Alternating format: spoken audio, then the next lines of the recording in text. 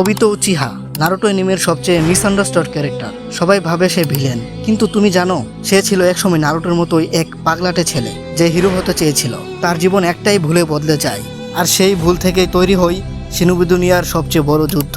শোনো, অবিতোর গল্পটা এক ভালোবাসা, এক প্রতিশ্রুতি আর এক অন্ধকারে হারিয়ে যাওয়া ছেলের গল্প। অবিতো ছিল উচিহা ক্ল্যানের ছেলে। কোনোদিনই সে ইতাচি বা কাকাশির মতো জিনিয়াস ছিল না, কিন্তু একটা জিনিস ছিল তার মধ্যে, সে হাল ছাড়তো না।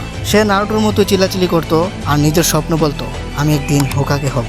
আর সে ভালোবাসতো রিন নামের এক মেয়েকে, যে তার দলের হিলার ছিল।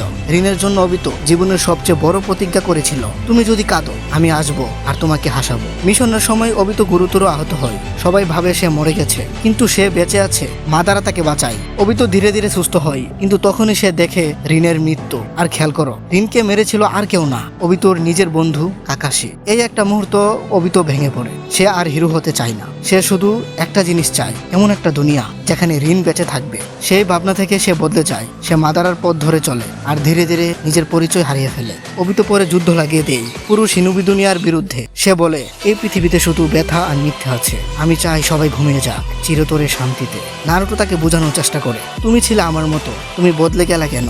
অবিতো চুপ করে বলে আমি হারিয়ে গেছি।